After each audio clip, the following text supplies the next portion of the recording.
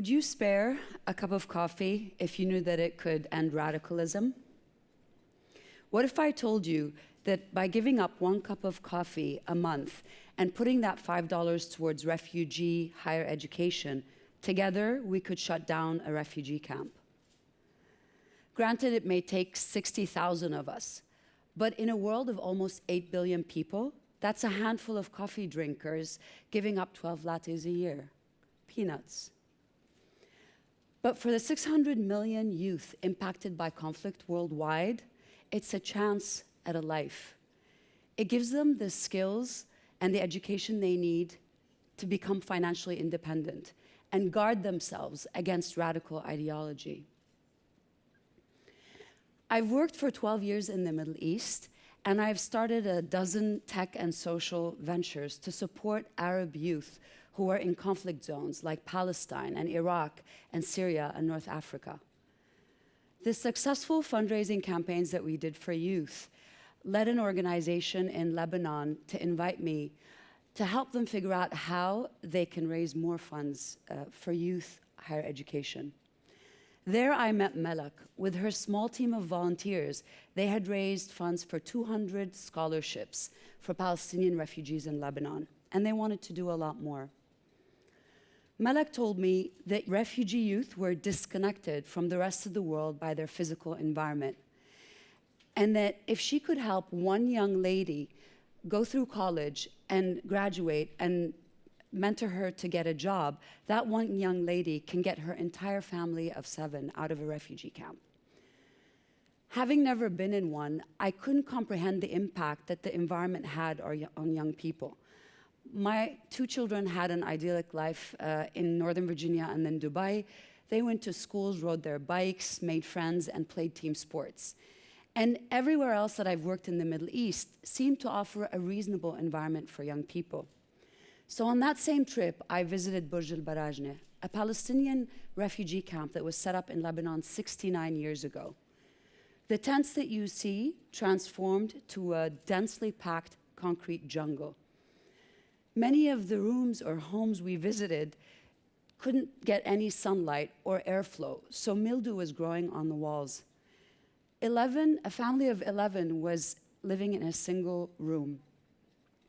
And the narrow alleyways that we took that were filled with trash were also covered with exposed electrical wiring. 40 people had died that year that I visited from electrocution, just going to their homes.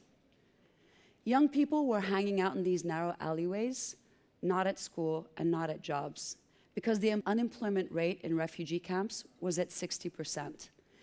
And so kids saw no hope in going on to get a degree. And despite these terrible conditions, the camp was very peaceful. We were walking around at 11 p.m., not concerned for our safety. Most refugees, the majority, are peaceful, but they're also very vulnerable. And all it takes is one family crisis. The mom of this young man can get ill, and that would maybe change his mind about accepting an offer from a radical recruiter who promises him medical relief for his mother or a better future life. Having seen that, I made higher education my focus, and I started a program with Melek's organization. Jana was the first to join our program. We put her profile online and quickly got her crowdfunded by a group of women who also offered to mentor her online. Within no time, Jana was working with a social publisher with a virtual internship with a social publisher in the States. And soon she graduated, and she's been helping other young women follow in her footsteps. The work that I did with Melek and a number of other organizations helped a couple of thousand young people. Through offering virtual mentorship, that human connection, and giving online internships, with a little bit of crowdfunding, these people, young refugees, were becoming independent. But that was a drop in the bucket, because when the Syrian war broke out, it displaced 11 million people. 450,000 of them were in the university, and their education was disrupted. Because it was my place of birth, I went to visit a refugee camp in Lebanon to see what I could do. And nothing I had seen would have prepared me for the tragedy that had befallen my fellow countrymen. As far as the eye can see, tents filled the Bekaa Valley.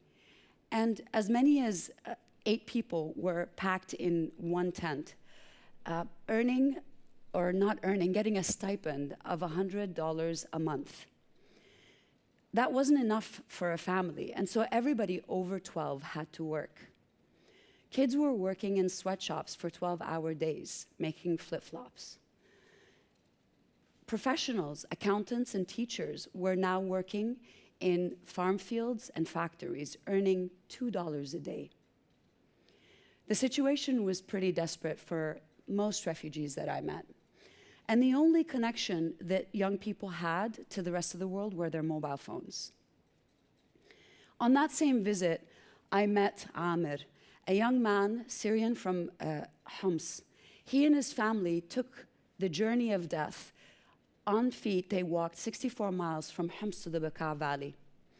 More people had died than were living in that journey. And when Amir was telling me the story of how he saw his uncle and cousin killed in a landmine explosion, there was no expression on his face. It was haunting. It was as if he was talking about somebody else. That expressionless face reminded me of when I was younger and I had a physical trauma. In order to escape my fear, I disconnected from my emotions. But by disconnecting from fear, I also disconnected from love and all other emotions that would go on to make me a normal functioning human being. And it took a very long time for me to be able to establish that connection again. Amir and the 100,000 other Syrians who were university-aged fled their countries in hopes of a better life, only to find that they're in host countries that have very expensive universities and very high unemployment rates. They couldn't afford to work to pay for their own education. Enrollment for Syrians dropped from 20% down to 5% in universities. And they're always told that they're going to go back. But the reality is they cannot. For Syrian refugees, it's been over 5 years. Iraqis, over 10. Afghanis, over 15. And Palestinians have been out of their homeland for over 60 years. And this wasn't just an Arab refugee problem. Less than 1% of refugees worldwide have access to funding for higher education. So the nagging question that kept me up at night is how could we scale the work that we did with Malak's organization to support the 450,000 Syrian youth worldwide without access to university education, or the 600 million youth who are impacted by conflict? We knew that they were connected to the world through their mobile phones. And from the work that we did with Malak, we knew that hope gave them something to look forward to, an internship or a college degree. And with some funding, we were able to support them. So along with a group of coders, refugee coders, and young people like Jana, we put together all of these features in an app. Now, I know that sounds like it's oversimplifying the problem, but this was a solution that they came up with. They wanted to connect to the rest of the world through a social network that was their own, to allow people to see them, read their stories, hear about their lives, and also to allow these people who are on the network to offer them mentorship, internships online, or on a day where these people felt sufficiently caffeinated, give up that $5 in lieu of their education. edSeed is in its infancy, and we're hoping that we can grow it. If we can get 6,000 young people on it and 60,000 who would support them, we could shut down a refugee camp. With your help, we could do a lot more. Because the original challenge is how we can fund the 600 million youth out there living in conflict and support them to become a part of a more peaceful world.